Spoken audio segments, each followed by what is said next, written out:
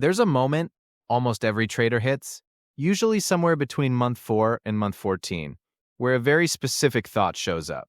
Not, I need a better strategy, not, I need to study more. Just a quiet, exhausted voice that says, maybe I should just quit. Most traders treat that thought as a weakness to hide from. A moment of failure to push through and forget about as fast as possible. Today, I'm going to argue the opposite. That thought, I want to quit, is one of the most valuable pieces of information your trading account will ever hand you, and almost nobody knows how to actually read it. Here's the claim that's going to sound strange coming from a trading channel. Wanting to quit isn't the problem. It's a diagnostic. It's your entire trading system, financial, emotional, and physical, sending you a signal, and the signal always means something specific. The traders who make it to year 5 and beyond aren't the ones who never felt like quitting. They're the ones who learn to read that feeling correctly, instead of either ignoring it completely or obeying it blindly. And the traders who blow up or burn out are usually the ones who did one of those two extremes.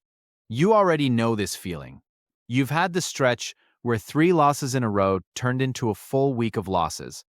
And by Thursday night, you're staring at the account, and some part of you genuinely wants to close the platform and never open it again. Not dramatically, just tiredly. The kind of quitting that doesn't come with a speech, just a quiet decision to stop trying. You've probably also lived what happens next.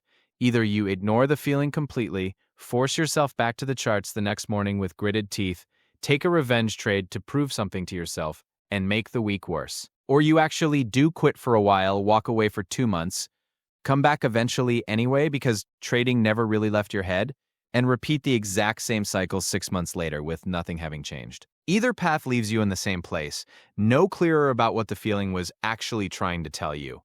You're not weak for feeling this. You're not lacking some grit that other traders supposedly have in endless supply. Every serious trader who has ever compounded an account over years has, at some point, wanted to quit. The difference isn't whether they felt it, the difference is what they did with the information once it showed up.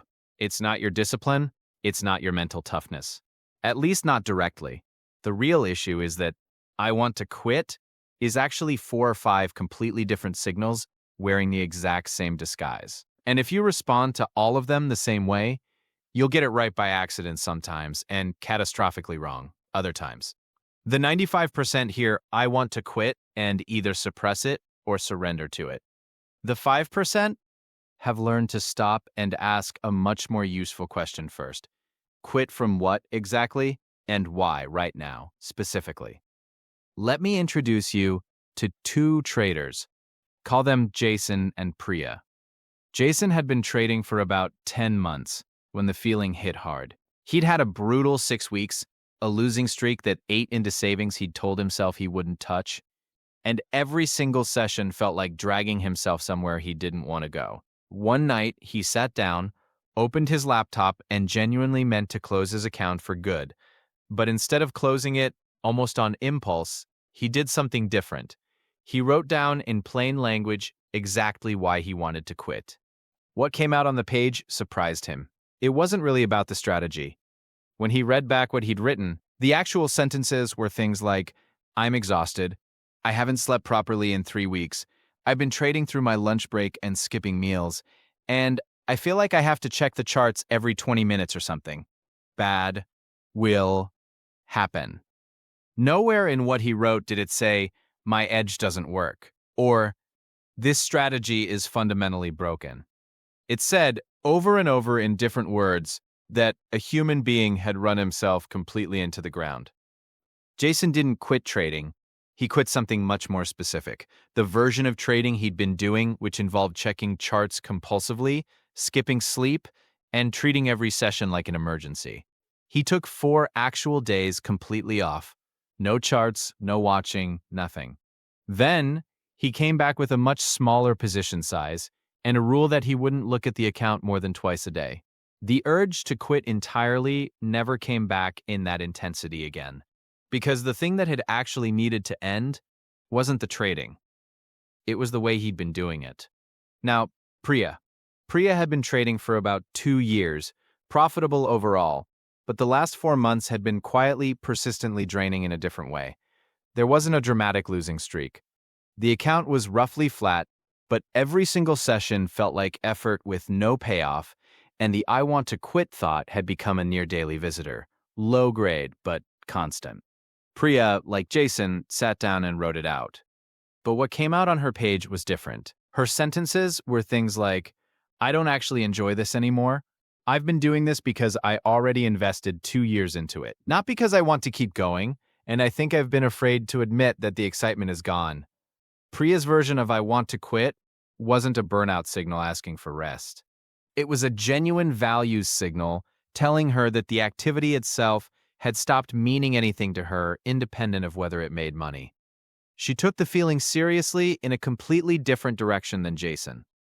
Over the following 2 months, she scaled her trading down deliberately, redirected the time toward a business idea she'd been quietly circling for a year, and eventually stopped trading almost entirely, not in defeat, but in the same way someone might leave a job they'd simply outgrown. Here's what matters. Jason and Priya had the exact same 3 words show up in their heads. I want to quit. If Jason had treated his signal the way Priya treated hers, he would have walked away from a genuinely working strategy over a temporary, fixable burnout problem. If Priya had treated her signal the way Jason treated his, she would have kept forcing herself through months, maybe years, of an activity she'd already, quietly, emotionally left. Same words. Completely different correct responses. The skill isn't feeling the urge to quit less often. The skill is getting fast and honest at diagnosing which version you're actually looking at. So let's talk about what I want to quit can actually mean, because there are really 5 distinct signals hiding under that one sentence, and confusing them is where almost all the damage happens. The first is burnout in disguise. This is Jason's version. The body and nervous system have been run past their limit, usually through some combination of poor sleep, compulsive checking, skipped meals, and treating every session like a crisis. The mind, unable to articulate, I am simply exhausted, in a way that feels acceptable to admit, translates that exhaustion into the much more dramatic sentence. I want to quit trading entirely. The fix here has nothing to do with strategy. It has to do with rest, boundaries, and a return to sustainable habits. The second is a genuine strategy failure signal. Sometimes I want to quit shows up because somewhere underneath the surface, part of you has already run the numbers and knows the edge isn't real, or has stopped being real. This is different from burnout because it tends to arrive calm rather than exhausted. It sounds less like I can't do this anymore and more like a quiet, clear-eyed, this isn't working, and I've known that for a while. This signal deserves to be taken seriously and investigated with actual data, not emotion. Pull the last 100 trades. Look at the real numbers. Sometimes the signal is correct, and the honest move really is to stop or fundamentally rebuild the approach. The third is what I'd call an identity mismatch signal. This is Priya's version. The activity itself has stopped aligning with what the person actually wants from their time in life, independent of whether it's profitable. This one often shows up as flatness rather than distress, a kind of low hum of, why am I still doing this, that doesn't resolve no matter how the account performs. Trying to fix this with better risk management or a new indicator won't work, because nothing about the strategy was ever the actual problem. The fourth is a losing streak amplification signal. This is probably the most common version and the most dangerous to act on immediately. A string of losses, especially ones that break a personal record for consecutive red trades, can create an emotional wave so strong it feels like a permanent verdict on the entire endeavor, when it's actually a temporary statistical event that any working strategy will produce sooner or later. The urge to quit here is loud, urgent, and almost always temporary, fading significantly within a few days once the nervous system calms back down from the acute stress of the streak. The fifth is an environment mismatch signal, and this one gets missed constantly. Sometimes the trading itself is fine, the strategy is fine, the person is fine, but something in the surrounding environment, a stressful job, a family situation, a health issue, a financial pressure, that has nothing to do with trading has made this specific season of life a genuinely bad one to be actively trading in. I want to quit here isn't about trading at all. It's a broader capacity signal telling you that something needs to be temporarily set down, not permanently abandoned. Here's the part that should change how you treat this feeling going forward. The words are identical every single time. I want to quit. Your job is never to simply obey or ignore that sentence. Your job is to treat it as an alert that requires a diagnosis, the exact same way a doctor treats "I feel unwell" as the beginning of an investigation, not the end of one. Nobody gets treated for a symptom without a diagnosis first. Most traders treat this exact symptom as though a diagnosis isn't necessary at all. It's also worth noticing that these 5 signals rarely show up in perfectly clean isolation. A brutal losing streak can trigger genuine physical burnout at the same time, because stress hormones don't politely wait for the account to recover before affecting your sleep. An identity mismatch can hide underneath what looks, on the surface, like a strategy failure, because it's often easier to blame the numbers than to admit the activity itself has stopped mattering to you. Part of getting good at this diagnosis is accepting that you might be looking at 2 overlapping signals at once, and that untangling them, honestly, on paper, in your own words, is worth the 20 minutes it takes far more often than people assume. So let's talk about the shifts. Specific, mechanical steps for the next time this feeling shows up. Not vague encouragement to push through. Shift 1. Never make a permanent decision while inside the acute feeling. Whatever the urge to quit is telling you, give it at least 72 hours before you act on it. In any irreversible way, closing accounts, deleting strategies, withdrawing everything. Acute emotional states are terrible advisors and excellent alarms. Let the alarm ring, note that it rang, and wait for the volume to come down before deciding what it actually meant. Shift 2. Write the feeling out in full sentences before doing anything else. Not a vague journal entry, actual specific sentences describing exactly what feels unbearable right now.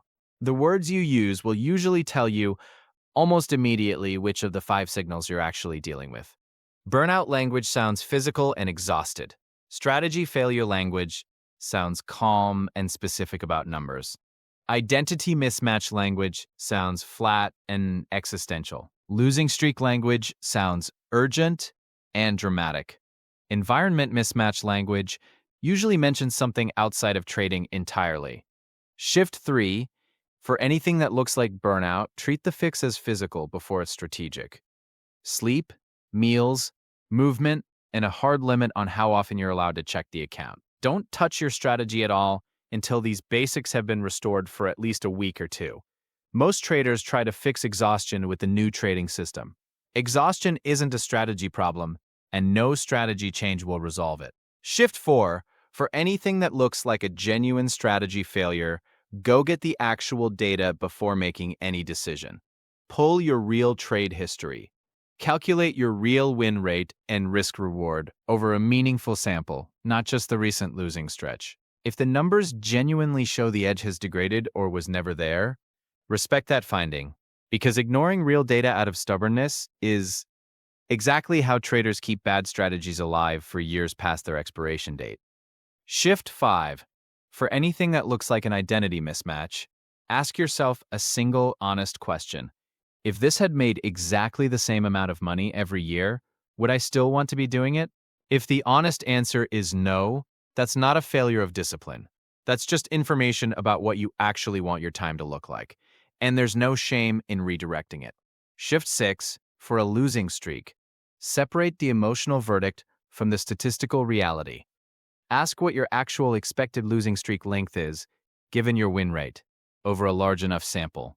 Most strategies with genuinely positive edges will still produce 5, 7, sometimes 10 losing trades in a row somewhere along the way, purely as a matter of probability. If your current streak falls inside that expected range, the correct response is smaller size and patience, not quitting.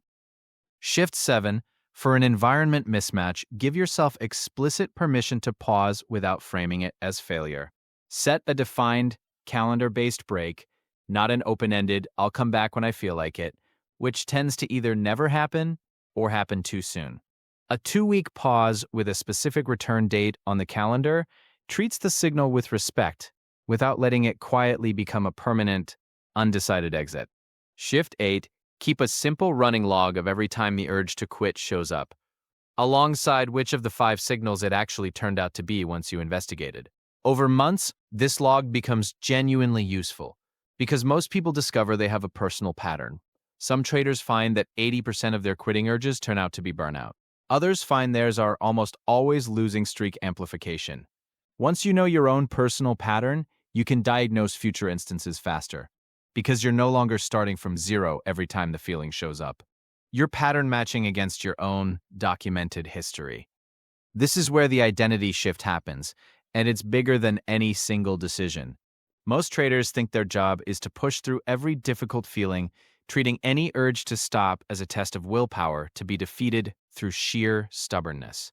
The real job is to become fluent in reading your own signals accurately, so that stopping when stopping is actually correct isn't a defeat, and pushing through when pushing through is actually correct isn't recklessness. When you stop treating "I want to quit" as an enemy to be silenced and start treating it as data to be interpreted, the entire relationship with the feeling changes. It stops being something to dread and starts being something closer to useful, even when it's uncomfortable.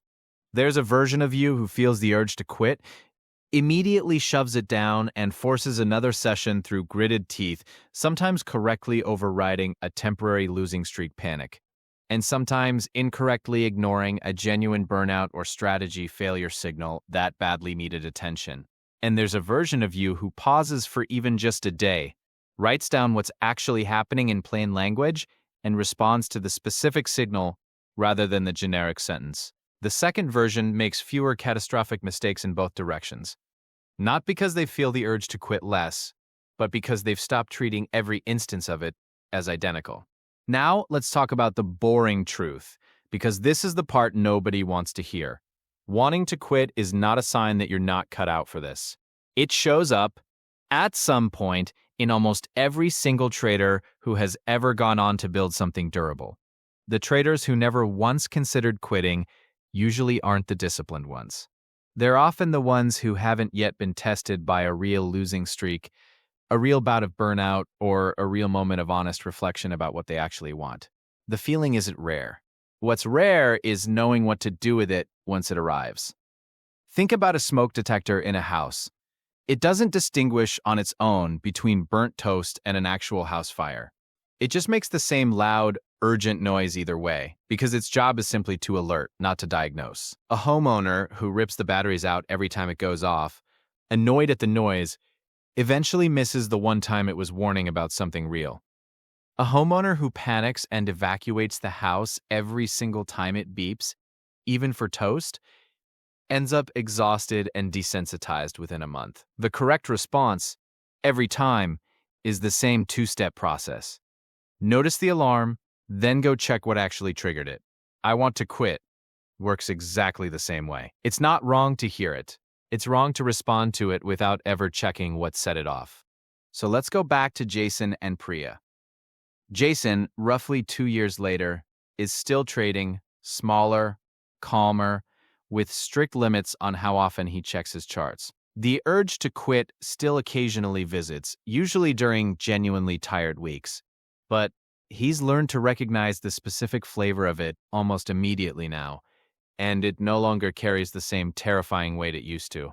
He knows what it's asking for, and he gives the actual thing it needs: rest, instead of the thing it seems to be asking for on the surface: abandonment.